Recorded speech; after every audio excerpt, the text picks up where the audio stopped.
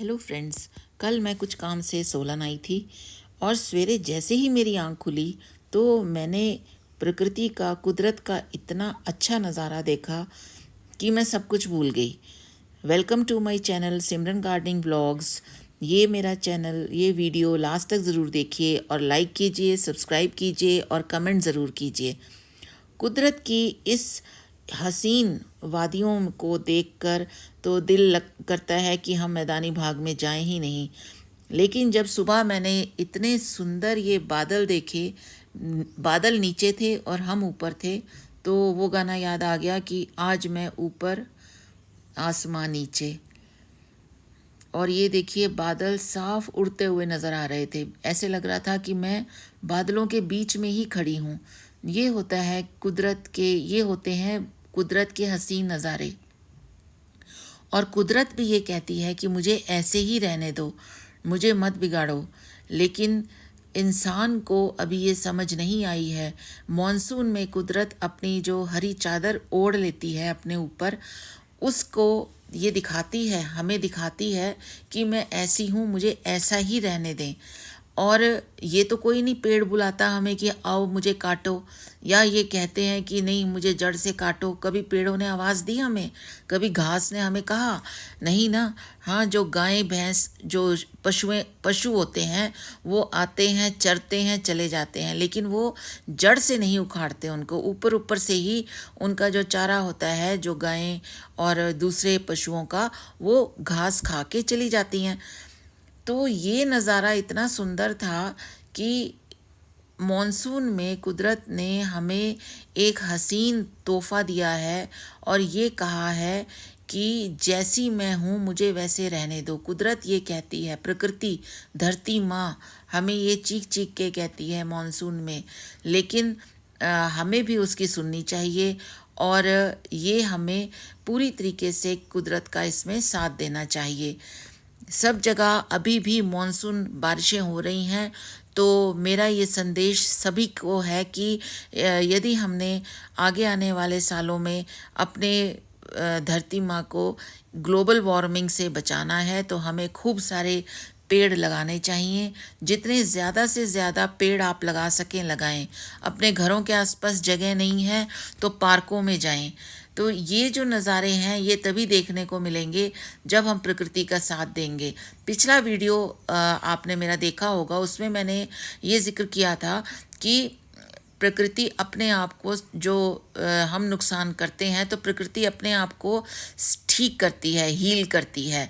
तो यहाँ देखिए, जो ये प्रकृति है, ज़मीन और आसमान जो एक हो रहे हैं यहाँ पर, और ये हमें ये बता रहे हैं कि आसमान बता रहा है कि मैं प्रकृति के साथ हूँ, मैं कुदरत के साथ हूँ, और ज़मीन के साथ हूँ, धरती माँ के साथ हूँ। और धरती हमें ये बता रही है कि देखिए आसमान को मैं कैसे नीचे तक ले आई, जिससे कि मुझे पर्याप्त रूप में पानी मिले और सूखा ना पड़े।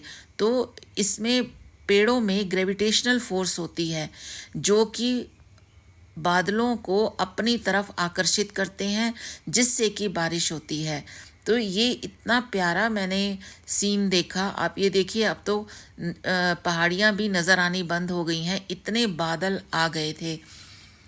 और ये तभी हुआ कि क्योंकि प्रकृति और जो आसमान है, ज़मीन और आसमान का जो इसमें मेल है, ये हो रहा है। और इससे प्रकृति को बहुत ही आनंद मिलता है जब आसमान में से बारिश होती है। हमारे पेड़ पौधे आप देखिए, जो घरों में भी पेड़ पौधे रखे होते हैं, वो कितने खुश होते हैं।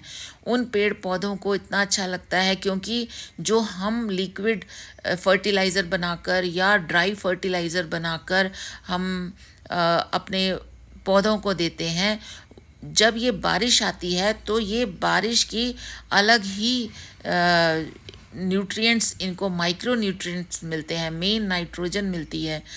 जो वाष्प होके ज़मीन से भाप बन के जो सारे तत्व जाते हैं बारिश में, वो बारिश आसमान में जाते हैं, बादलों में जाते हैं। वो जब बरसात होती है तो वही तत्व सारे बारिश में वापस आकर पौधों को मिलते हैं। तो इससे हमारे जो पेड़ पौधों को की तंदुरुस्ती में काफ़ी इजाफा होता है, काफ़ी बढ़ोतरी होती है। तो ये तभी संभव है जब हम पेड़ पौधों का, प्रकृति का संतुलन करें।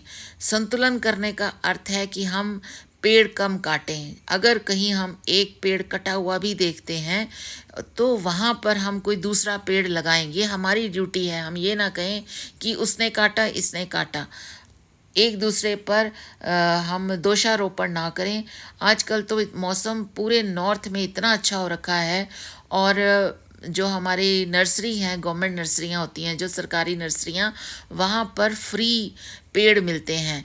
तो फ्री पेड़ जो हमें पेड़ पौधे मिलते हैं, उनको अगर हम अपने एरिया में, अपने जहाँ हम रह रहे हैं वहाँ लगा दें, तो आगे 5 से 6 साल या 10 सालों में जब वो पेड़ बड़ा होगा तो लोग आपको ही दुआएं देंगे।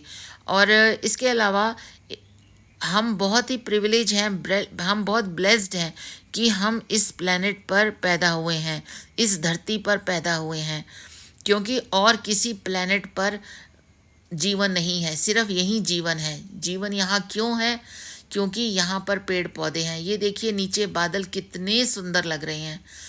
ऐसा लग रहा है कि कोई चादर सी सफ़ेद, हरे में कोई सफ़ेद सी चादर बिछ गई है। तो ये इतने सुंदर लग रहे थे ये बादल, ऐसे लग रहा था कि ये रुई कोई बिखेरी हुई है प्रकृति ने, और ऐसे लग रहा था कि मैं इसको हाथ से उठा लूं। इतना प्यारा ये दृश्य था मेरे लिए, और इसीलिए मैंने ये सोचा कि मैं भी आपको ये दृश्य ज़रूर दिखाऊं। आप जब घर से बाहर निकलते हैं, आसपास देखिए। अगर आपको ये लगे कि आप प्रिविलेज नहीं हैं, आप ब्लेस्ड नहीं हैं, यानी आप इस धरती माँ पे आए हैं तो इसका शुक्रिया आप नहीं कर रहे हैं, तो फिर हमारे जीने का कोई फ़ायदा नहीं है। शुक्रिया हम तभी करें जब हम पेड़ लगाएं।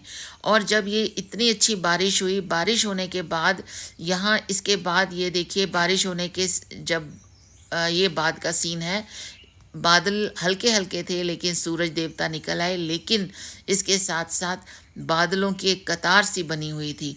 प्रकृति धीरे धीरे रंग बदलती है, और ये जो रंग बदल रही थी, जो आकार बदल रही थी, वो मुझे इतना अच्छा लग रहा था कि मेरे आगे ये कुदरत अपनी करिश्माई ताकत दिखा रही है कि देखो मेरे में ताकत है, तुम में नहीं, मैं ताकतवर हूँ। हाँ, कुदरत ही हमसे ज़्यादा ताकतवर है, इंसान ताकतवर नहीं है। इंसान को कुदरत के ऊपर निर्भर रहना पड़ता है। हमें खान पीन से लेकर हवा पानी के लिए भी हम कुदरत पर ही निर्भर रहते हैं। तो अगर हम इस प्रकृति को बचाकर चलना चाहते हैं तो ही हम जीवित रह पाएंगे। तो मुझे बहुत अच्छा लगा, आप सब अंत तक मेरे साथ जुड़े रहे, और आप इस वीडियो को ज़रूर सबके साथ शेयर कीजिए, जिससे कि इन कुदरत के नज़ारों को और लोग भी देख सकें, जो पहाड़ों पर नहीं आ पाते हैं वो भी देख सकें। Thank you.